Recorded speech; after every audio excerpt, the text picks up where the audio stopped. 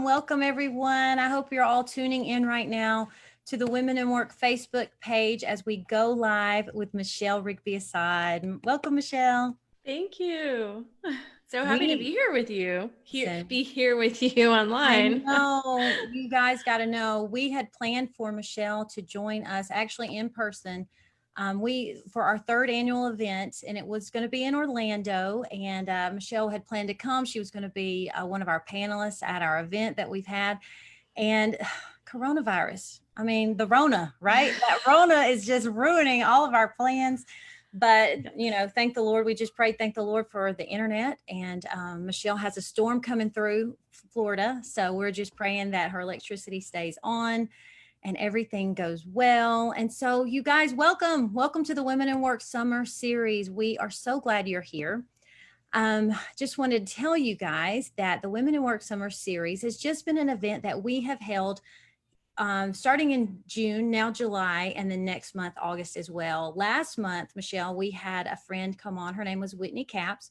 She's a Bible teacher. She's written a book as well. And she just came and brought it. It was so good and so inspiring. And so just for everyone to know, you can go to our website, womenwork.net, click under events, and then drop down summer series, and you can find Whitney's video there. You can watch the playback there. It's really good. You guys are going to love it. And so, oh my goodness, here we are with Michele. We're so excited. So All excited, right. yes.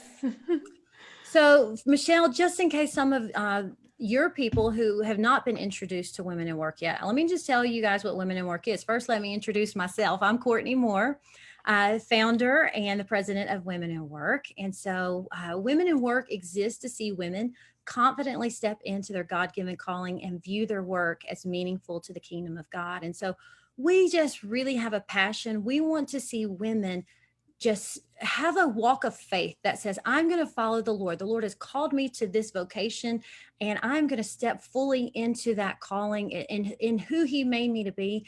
And whatever that work is, Michele, we really want these women to know that even if it seems unglamorous, even if it seems, they didn't work in the CIA, for instance, even if it seems small and insignificant, it is actually meaningful to what God is doing in the whole world and just his kingdom, the kingdom of God here on earth. And so we just hope to inspire women through conversations like tonight and through other biblical content that we initiate here with Women in Work. We want them to honor God. We want them to image him to the world through their work. And we want them really to leverage their unique potential for his glory. And I know you kind of have a passion for that as well. Just women and their uniqueness and their God-given personalities. And we're going to talk about all of that tonight. I'm super duper excited.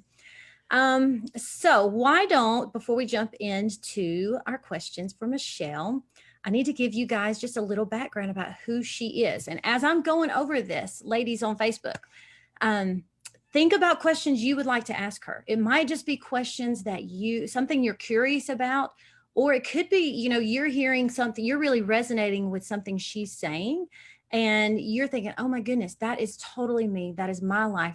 Those are the things I think about. Ask a question. And if we choose your question, guess what, you guys? We will send you a copy of Michele's book, Breaking Cover: My Secret Life in the CIA and What It Taught Me About What's Worth Fighting For. So we want you to get this book. We're going to link to it in the comments. You can, if you don't have a question, go ahead and jump on there and go ahead to Amazon and get a copy. It is so good. Michele, it is such a good book. It really is such a good book. Thank you. And I think the women tonight are going to be really surprised that how relatable your story is. They may hear that you worked in the CIA and think, oh my goodness, what do I have in common with this woman? She's probably super just tough. And, she's slinging, whatever kind of guns they use in the CIA. I don't know. But women, I want you to know that her story, and you'll read about it in the book, is so relatable. And you'll just be surprised by how good it is. And even tonight. So let me tell you about Michele. If you don't know yet, she is a former undercover officer in the United States Central Intelligence Agency. Okay, you guys. She is trained in counterterrorism.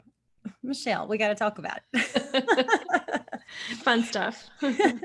She served the United States for 10 years. She worked in Iraq and in other Middle Eastern countries that she's really not even allowed to say.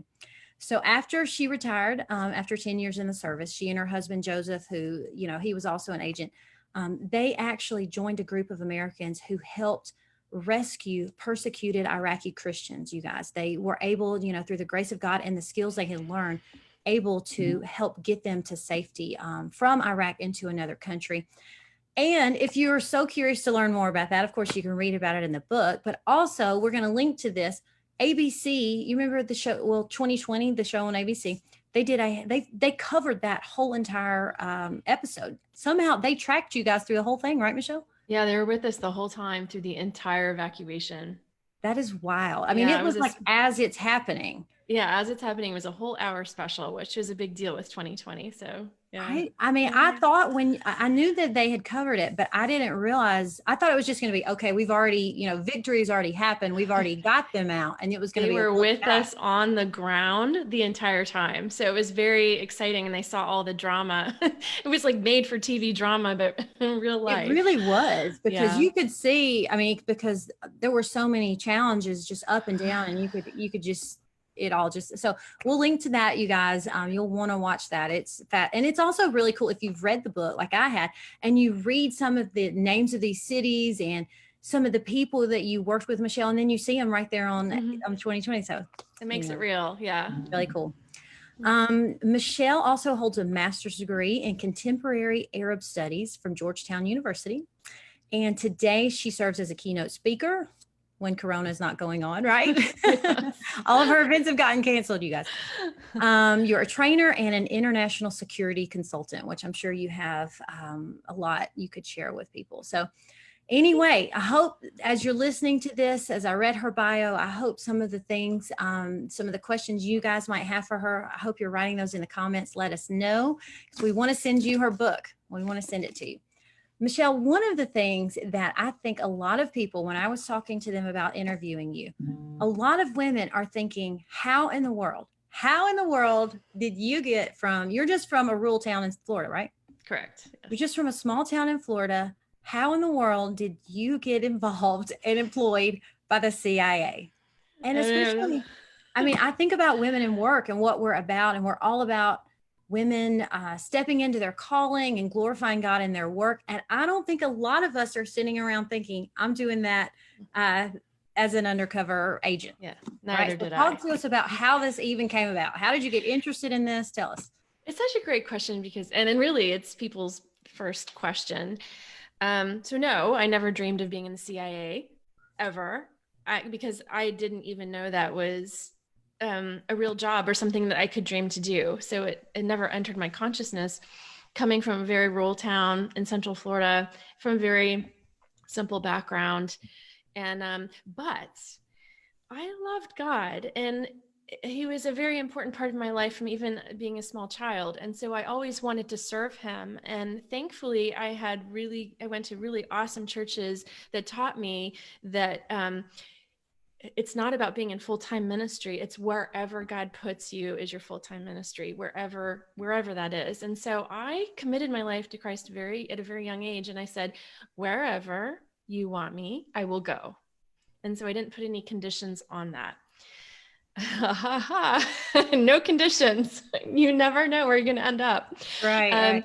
And so I went on a mission trip right after I graduated high school to Egypt. And that was my first introduction to the Middle East. And that was followed up with a study abroad program in college, which took me back to Egypt and studying the Arab world, which eventually took me to Georgetown for a master's degree in Arab studies, all the while having no idea where exactly I was headed, what God wanted of me, where I was going. And I think it's really important to point out, Courtney, I literally was told by God, like, just the next step. Yeah. And I took one step at a time, and I had to trust him for the next step. And often it took a very long period of time for that guidance to materialize. So there were very long periods of time when I had a lot of doubt, and I had a lot of anytime you would like to let me in on this, that would be great, God. And I had to just hang in there.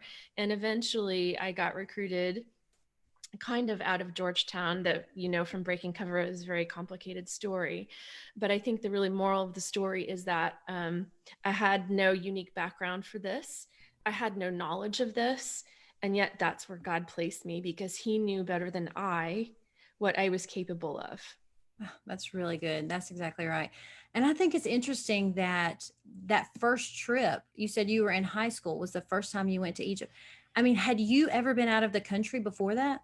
You Only to remember? the Caribbean with my parents on cruises, and that Sure. was it. So it was completely so far outside of my scope of reality, or my knowledge. So I graduated high school, and about 4 days later, was on a plane to Egypt. I was like, Wow.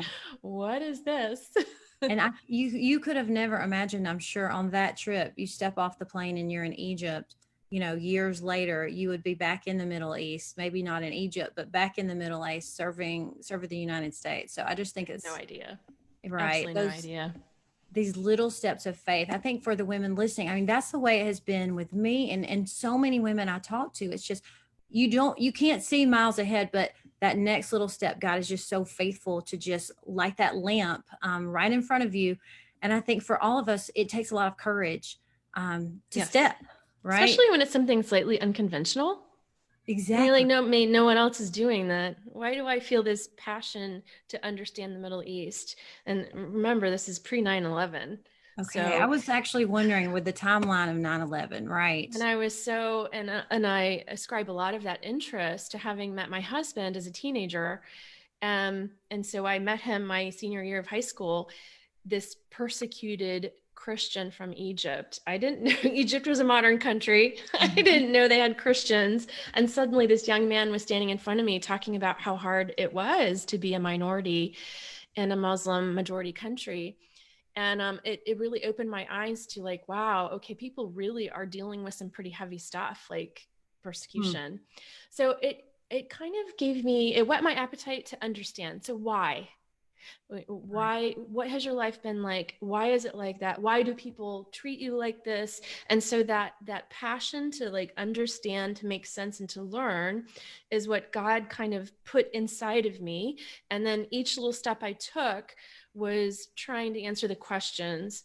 So it was being very sensitive to the passions and the um, I'm trying to help people recognize what they might be feeling right now, the passions and the interests that God has given to you and is allowing you to experience, because those are your keys to where you need to be headed. Right.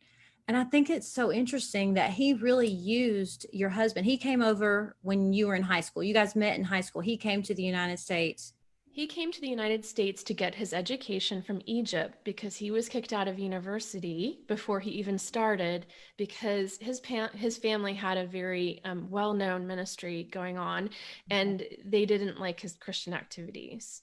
And so it's a whole nother book in and of itself that hopefully Joseph will write someday, about a church in Central Florida, a one person who said, I have to do something to help. And this woman stepped outside of her normal, talked to people, got him a full tuition scholarship to come to the United States, and changed the course of Joseph's life. And then, I mean, to think that he's serving us, you know, through his work within the CIA, keeping all of us safe is it's really neat. It's really cool how your interest in really, honestly, it's almost like it's a curiosity, but it's also a compassion. It sounded like, you know, why are these Christians, why is he being persecuted? Why is his family being persecuted? So it's kind of cool how the Lord put that in you so young. And then, like you said, Mm. just you kept taking those next steps of faith.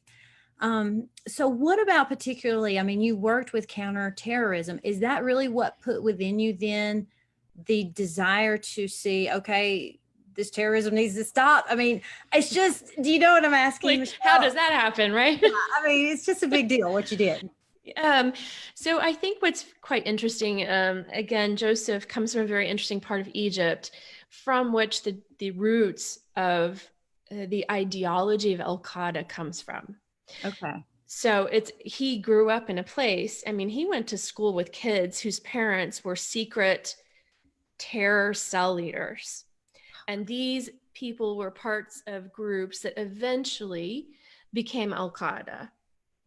And so as I learned about the Middle East and as I began to understand the reasons for persecution and ideology and what fed into that, it actually made a very it was a very easy leap for me in my mind when I eventually, after 2 years at Georgetown, applied to the CIA, and they scooped me up. And although that even that in of itself was not easy, like, please, if you think my path was easy, read Break and Cover. It was not easy.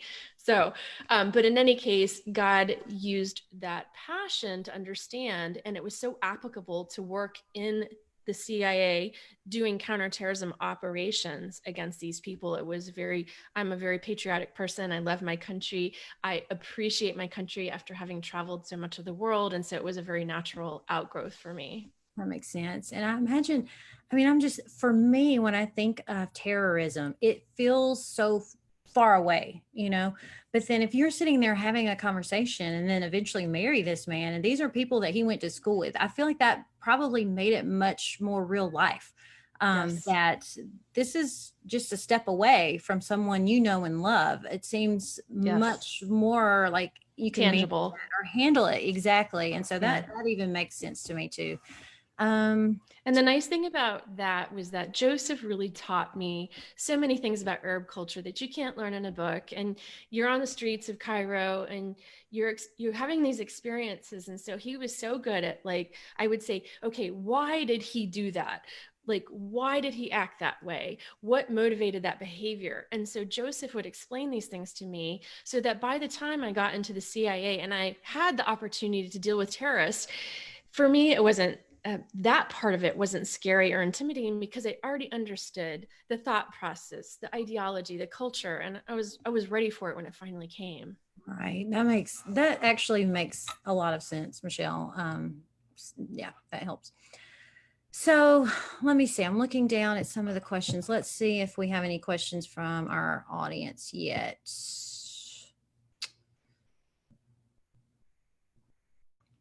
It says, here's a question. This is kind of broad. How did your faith impact your role as a counterterrorist? It's kind of a broad one, but. Yeah, I think that my faith enabled me to continually challenge myself or to deal with challenges. I think probably if I hadn't had my faith in God to hang on to, I would have hung it up a long time ago. And so that 10 years in the CIA was so very difficult.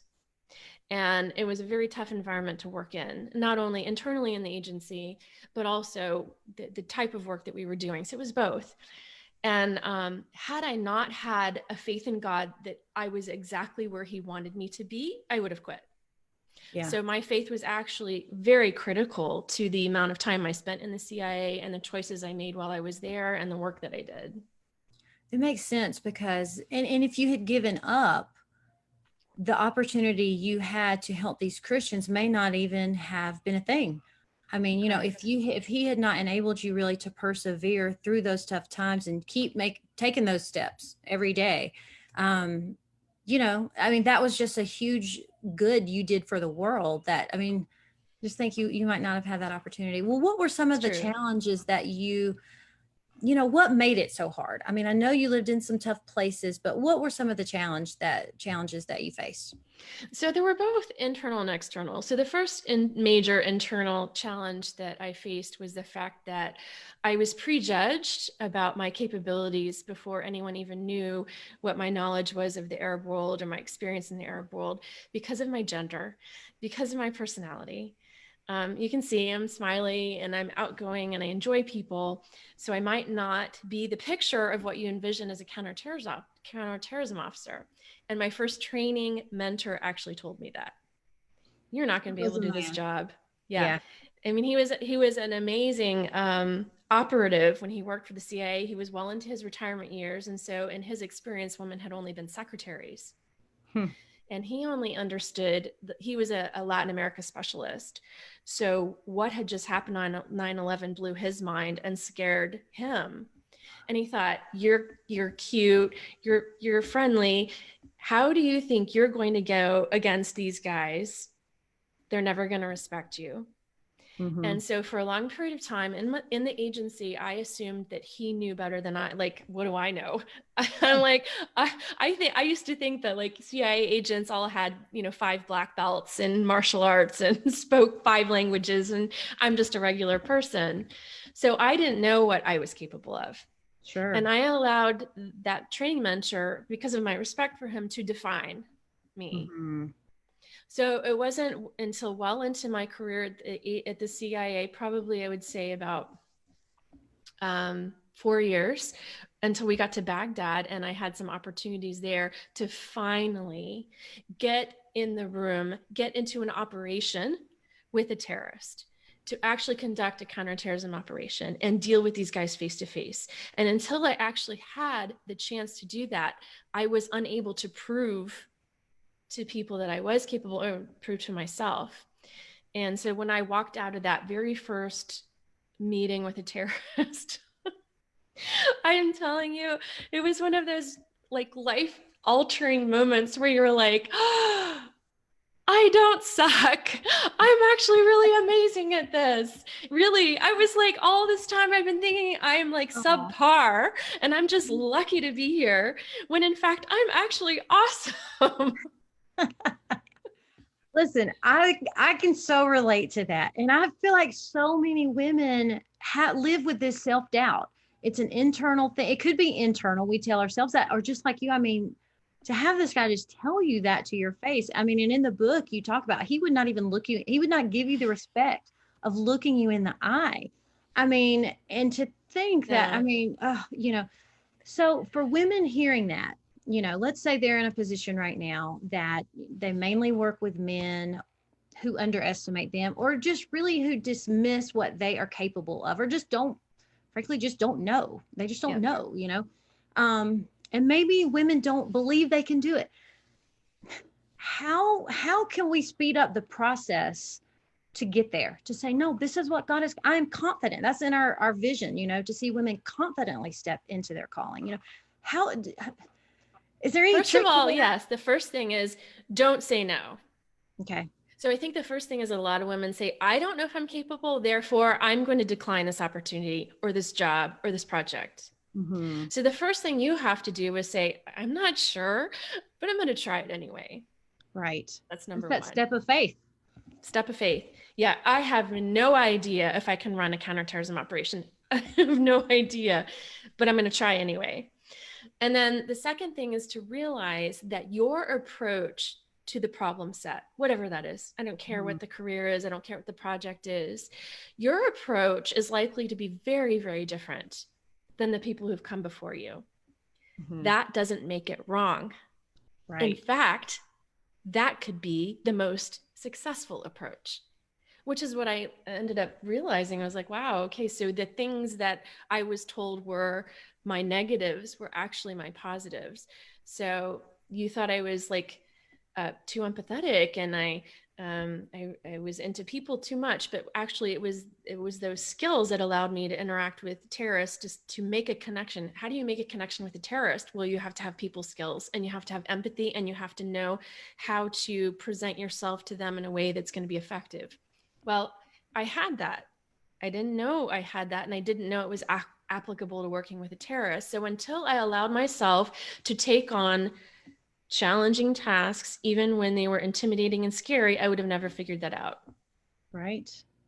And at this point in your career, I'm just curious, this is just a follow-up to your mentor that told you that. Was he completely out of the picture then, or were you able to just be like, hello, I did it. I did it. I wish I could have. People do ask me that all the time. And I know this is really sad, but I think he passed away. And I don't think he would have ever even heard of my success in the field. But funny. Well, I don't know if that's even a legit question. I mean, it might be based off a little pride, right? That might be a little pride. I want him to know, to rub it in a little bit. Yeah, but meanwhile, I really did shock a lot of the people around me. They were like, oh, I remember a boss of mine, I did something that he didn't think I could do in one of my, this is before Baghdad. And he's like, wow, you really know the Middle East. And I was like, yes, I've been trying to tell you that. And so sometimes you have to wait for that one opportunity. And sometimes it's the opportunity other people don't want. Maybe it's that task no one wants to do. And you're like, hey, can I do that thing that bothers you? Nobody wants to do it. They're like, yeah, yeah, take it. I took it and I ran with it. I took the projects no one else wanted. And after a few of those, they were like, huh, wow, you actually really, you really know what you're doing. And I'm like, uh-huh. Yeah. Yeah.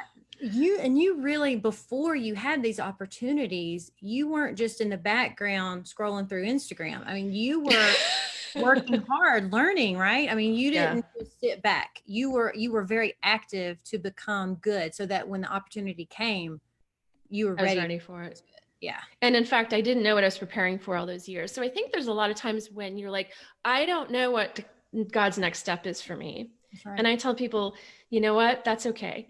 So what can you do right now to learn something, to grow your knowledge, to grow your expertise, to learn something new? Because that's never wasted. You're right. And so in the absence of direction, when I was in my 20s, I started taking Arabic language courses at night. And I didn't have much money, but I saved up what I had and I took those language courses and I started building my knowledge of the language. And none of that was wasted. It was all quite necessary for what I was going to do that I didn't even know what that was. Sure. I think that's a really wise thing for people to do when they're, especially in the waiting, in the waiting. We're a lot of us are in the waiting right now, aren't we? That's right. That's We right. have no idea what's next. That's So right. you're like, okay, what can I learn? How can I expand my knowledge looking at YouTube videos or taking online courses, whatever that is, like do it. Right. Just do it. Learn something new. That's I don't right. care what it is. I mean, I often think about the library, like how just the public library. I mean, I know right Yes. now ours is closed, but I mean, or just Amazon. I mean, like we have really so much knowledge at our fingertips if we're just willing to be a little bit proactive and Yeah. willing to learn something, And like you're saying, I mean, the Lord, if He's leading you to even be interested in that, I mean, He's going to bring that back around sometime, right? Yeah, absolutely. In So one let way or me, another, in ways you don't expect. Yeah. right. Let me ask you this about your personality and the way that really just that God made you to be friendly and all of that. So I think that, what you're saying, like be who God made you to be, to own that, to say, this is who I am. And so Lord, teach me how to carry myself in a way that is who you made me, but also effective in whatever I'm doing. Do you think there's ever an appropriate time though, when, especially when we work with men, to ever, adjust a little bit to the environment? Yes, What do you think absolutely. about that? I had to adjust a lot. Yeah. I had to learn a lot. Having grown up in the South, having grown up in a place where I really felt, I don't think my parents told me this, but it was just, it's a very deep cultural thing. Like you're to be sweet, That's you're to be right. kind at all times, you're to be non confrontational. And then here I am, dropped in the middle of the Middle East for studying. And I realized that I'm about to get eaten for somebody's lunch because I don't know how to. Now I stand up for myself. I didn't know how to push or find a more aggressive side of my personality. We all have it. That Yeah, makes we all blow sense. up, right? We have a day and we blow up. We all have it. So it's having, like you said, the discernment to know when that's appropriate. And so the Middle East taught me how to bring those things up when I needed them. Hmm. And it was a very valuable lesson. And I realized, hey, there's a lot of facets of my personality that I've probably pushed down. I've Right. probably tried to delete, but actually they're quite helpful to me in different situations, especially in the Middle East. One particular a story that you'll remember from the book is that um, I was waiting for my husband to arrive at Cairo International Airport. And I had flown in to Cairo a couple days before him. And we had broken our cardinal rule that we should never travel apart into Egypt because he used to do human rights work. And so he landed himself on the blacklist of the authorities. And so I was always concerned that he might just be disappeared, from like, arrive at the airport and be disappeared. So I'm waiting for his arrival and his plane arrives and I see people get off the plane that I know are on the plane with him and he's not coming. and an hour goes by and 2 hours go by and I start losing my mind. I bet. And I thought, I can't just sit here. Like, I have to do something. So what should I do? I need to make sure that the Egyptian authorities know that I'm here, that I know his plane arrived. I know he was on that plane, and I need them to know that they can't do something with him without raising a lot of red flags. Good for you. And so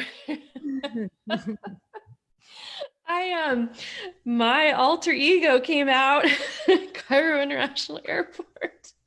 I was like, I'm either going to get arrested or I'm going to find my husband. And I didn't care at that moment because, you know, you're like, your mama bear instincts kick in. You're like, okay. So I took my American passport and I walked in the arrivals section. You know how they always block the doors because you can't go in, people are coming out. Sure. And I took my passport and I was like, my husband's plane arrived. It's been 2 hours. He hasn't come out yet. If you don't produce my husband in 10 minutes, I'm going to come in there and find him myself. And then I'm like, oh my God, what did I just say? Like, it just came out. And the man looks at me, goes, Madame, you cannot do this. You will get in trouble. I said, I guess you better get moving then. You better find my husband. And he's like, so I started like this countdown on my watch, and the whole time I'm like, please, Jesus, let him appear through those doors because I don't know what I'm about to do. And 10 minutes went by and he did not come through the doors. And I was like, oh boy, here we go. I didn't even know what I was doing, Courtney. I just took that passport and I put it over my head, and I wouldn't speak Arabic. I would only speak English because I wanted them to respect me. And it's a weird Arab cultural thing. You speak their language and they think they, you know, don't have to.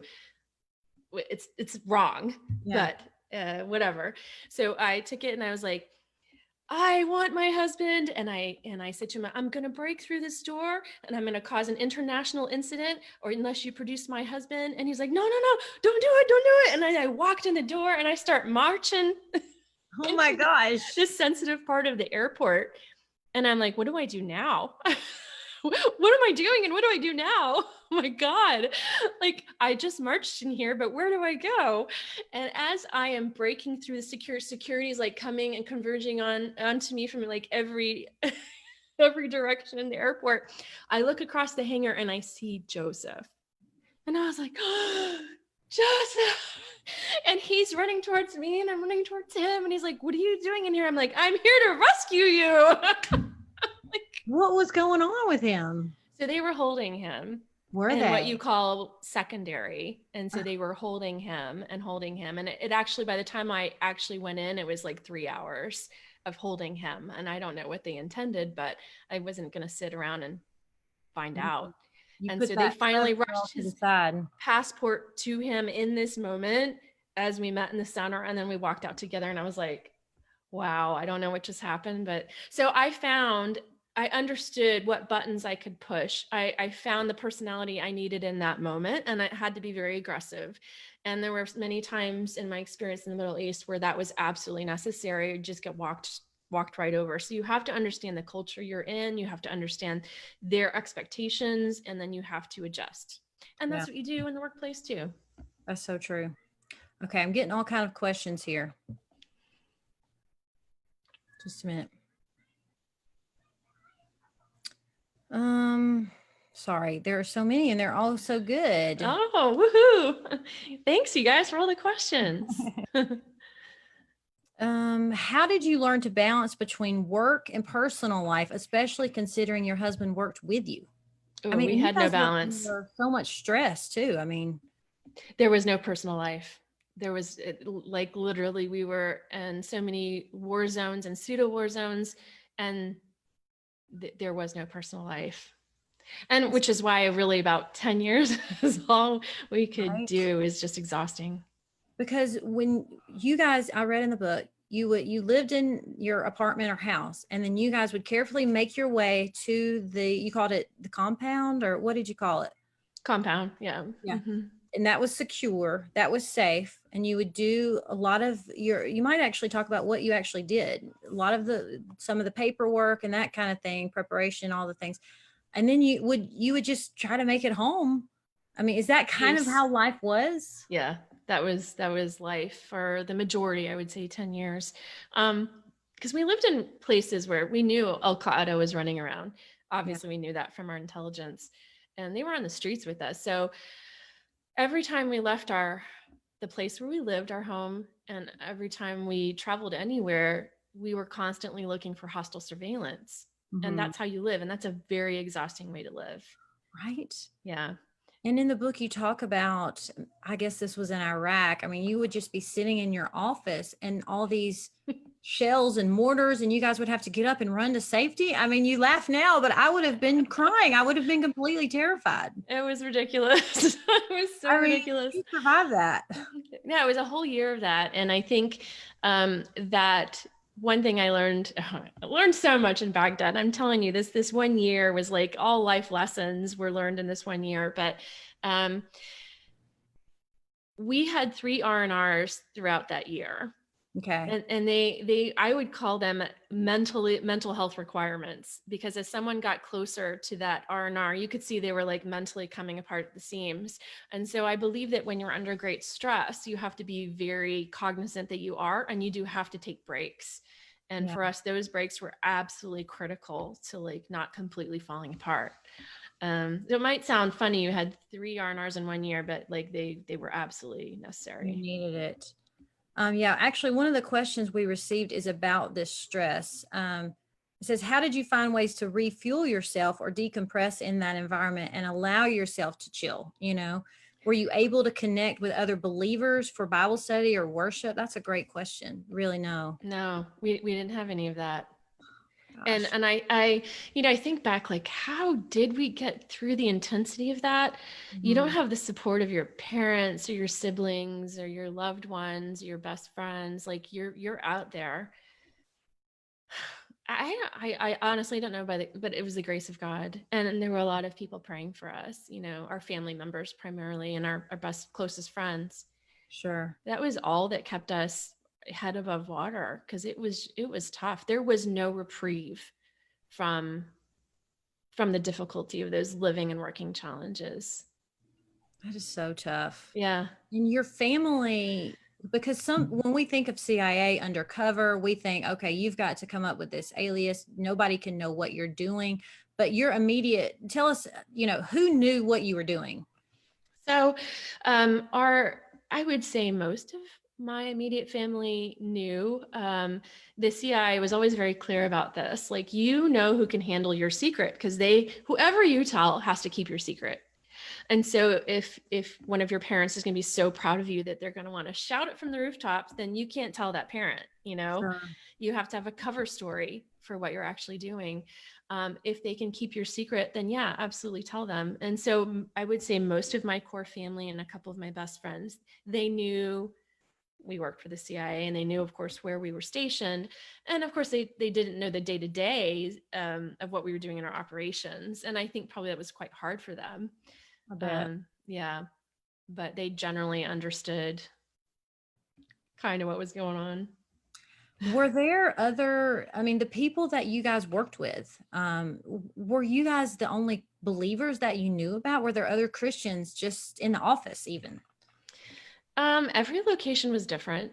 There were some locations where we worked with some really awesome, really cool believers, and there were some locations where no, not at all.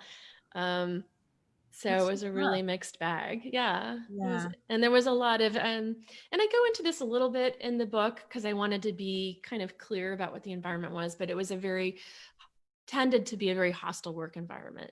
Okay. So internally, it was a very difficult place to work, and a very dog eat dog type of culture. Mm. And that was really, really hard to like sustain your emotional and spiritual well-being through all that. And I have to probably say, there are times in your life when you think you can't keep going, or you don't know how you're going to sustain yourself. And there are many times that I cried out to God and I would say, this is awful. Like, how much longer do you want us to be doing this? Because I don't know that I can do it. And I kept hearing from him, not yet, not yet, not yet. And I'm like, please release us from this. This is hard. And Mhm. I mean, year 5, year 6, year 7, And Courtney's like, not yet. And at some point you're like, Lord, why? This is really about to break me. Mm. And I didn't understand until I left the agency and I was able to look back on it. All those years that I thought we'd gotten the shaft by getting sent to the worst, hardest places. Constantly, you Those guys were in war, right? I mean, you were in so many war zones. was like crappy place. Yes, we were there. I mean, crappy meaning, like warlike places. Um, And then you'd be like really annoyed that all these other people were getting sent to these fabulous locations, and there you go, you get to go to another hard place. But I realized finally, as you look back, God said you need to become a counterterrorism and counterintelligence expert, and the only way that we're going to accomplish this is by sending you to the hardest places.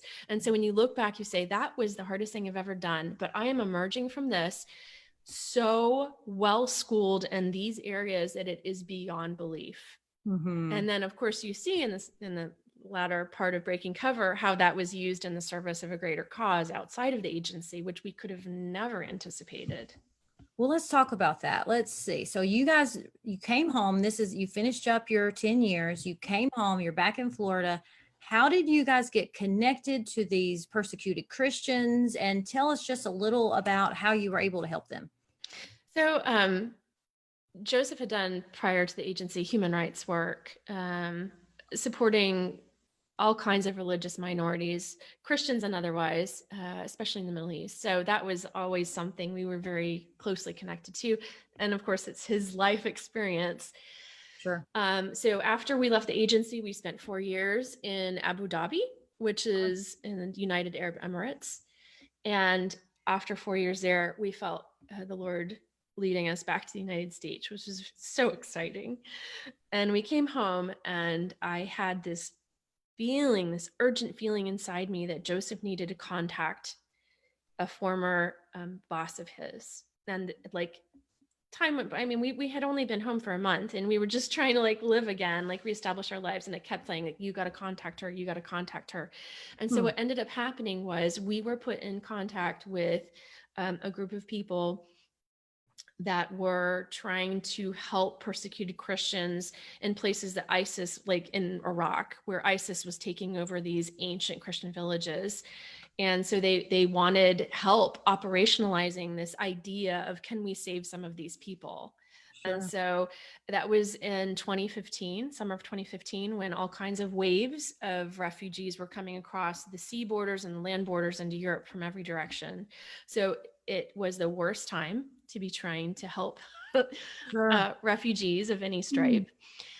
Yet that's exactly what God had in mind. And Breaking Cover goes into great detail about what that required, how difficult that it was, how it miraculously was executed in December of 2015, and 2020 was with us for that amazing adventure, which That's still right. hard to wrap your head around. But it was interesting to see how God had taken these very weird skill sets, how to carry out operations in difficult places, how to vet people and information. Like, we have to be sure that people we're helping are not terrorists. Yeah. I mean, I remember that was a huge part of the conversation then, was these countries allowing refugees to come in. How do we know we're not just allowing ISIS to come in our country and then they're going to take over a whole new part? So, I mean, I remember that in the news. I remember all of that. So that was a huge part of what you guys did, was vetting all of these people. Who better to vet whether someone's a terrorist than former counterterrorism officers? Like, could there be a better? Yeah, we're like, oh, that's our bread and butter. That's our thing. So we vetted those people. I mean, we met directly with all of the people that we helped, and we made sure that we were helping people who would not pose a security threat to any receiving country. And here we were, schooled in diplomacy and dealing with countries and dealing with governments and dealing with bureaucracies. And every single one of those skill sets and areas of expertise was required for this evacuation to take place. And it was so weird how God had just prepared everything like a beautiful puzzle piece to come together like this and, help these people gain a new life in a safe place. When I hear this story, I think about just the idea of doing good for others. The first and second commandments, the greatest commandments, love God with all your heart, soul, mind, and strength. And then the second one is like it, love your neighbor as yourself. I mean, I hear this story. I think of that verse, just loving your neighbor as yourself. Just wow. Like just such an amazing way to show love to these believers. And then also just think about Matthew 5:16, let your light shine so that they may see your good works.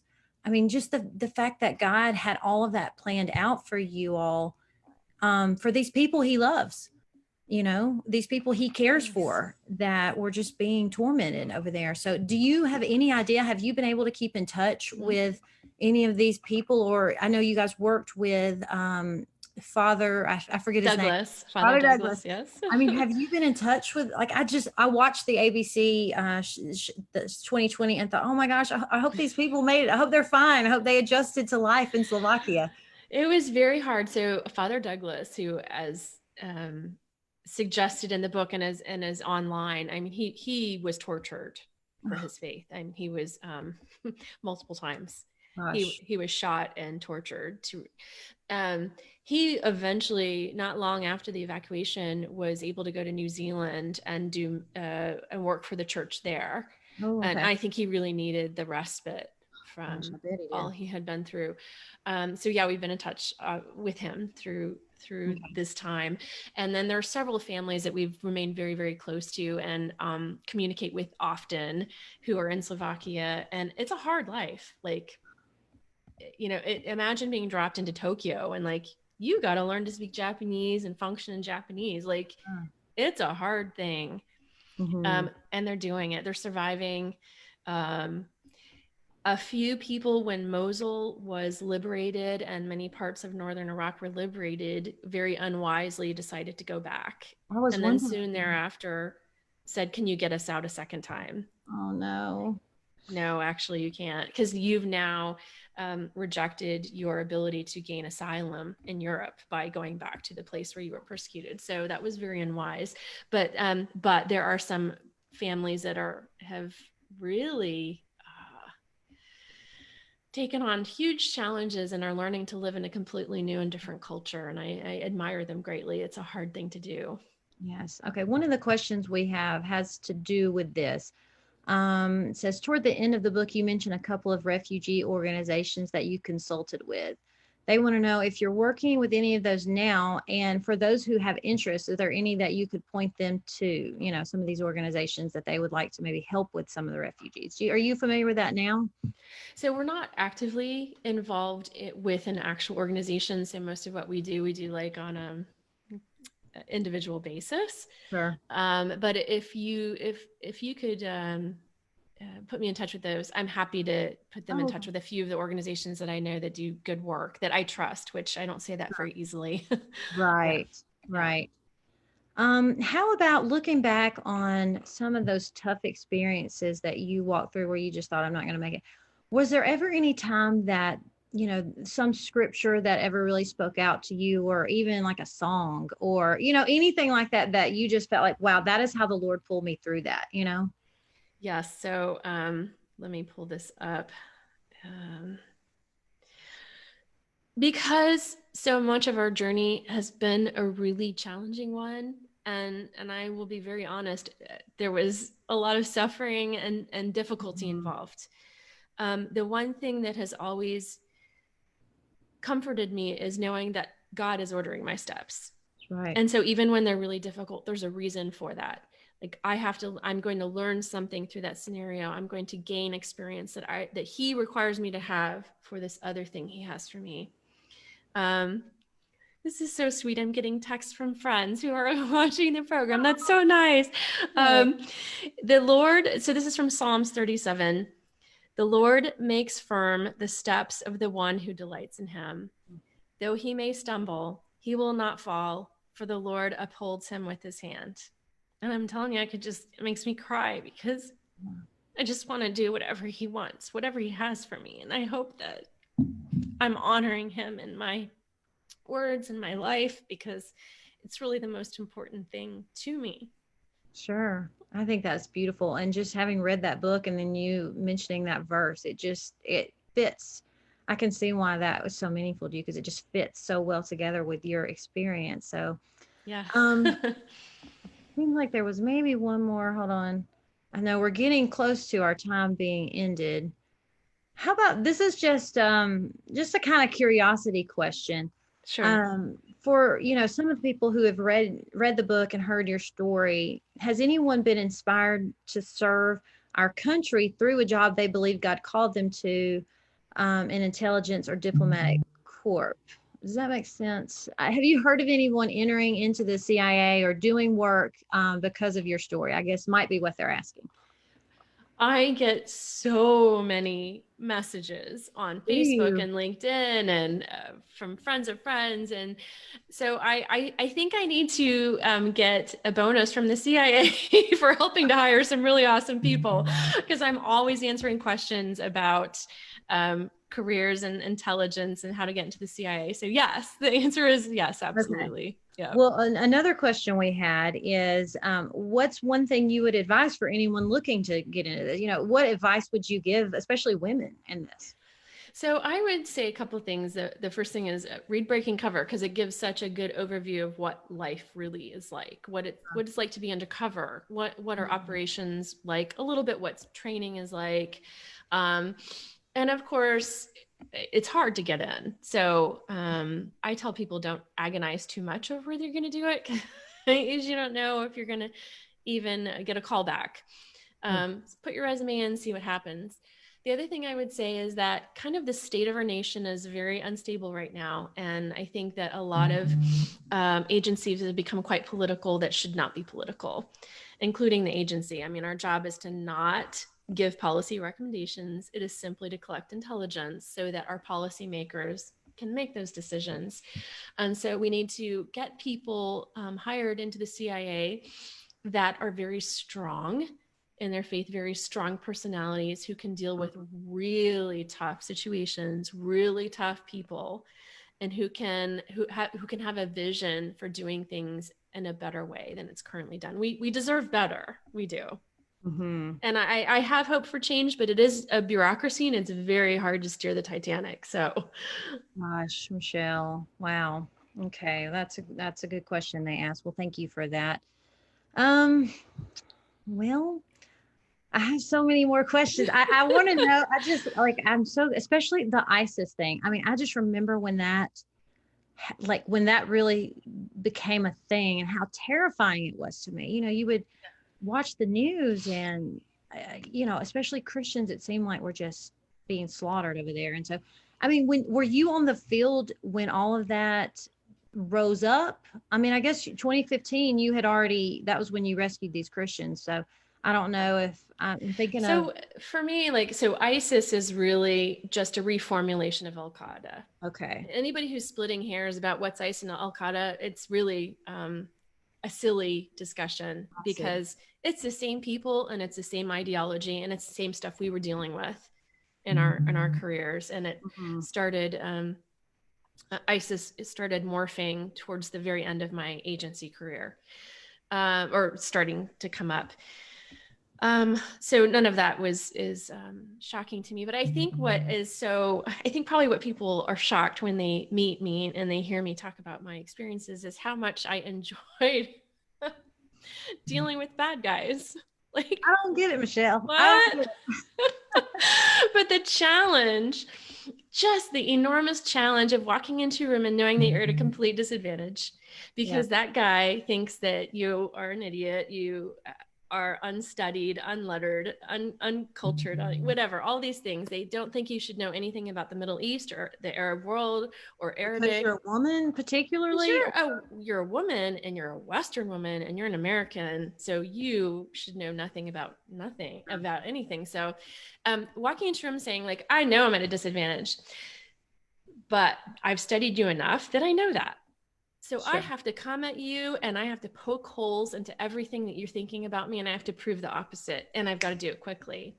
And so being able to, in 5 minutes or less, like prove myself to that guy, like I am here, you're going to work with me and you're going to be happy to work with me. And 5 minutes in, they're like, this magical transformation occurs. And what's fun in breaking cover is talking about like the strategy I use to do that in like 5 minutes or less. Yeah. Yeah. And, you know, if I can do that with a terrorist, you can do that as a salesperson with your person you're buying a product. Sure. Like it applies to everything. And so I love the challenge of dealing with difficult people, and especially if I'm underestimated. Like, yep, I'll show you.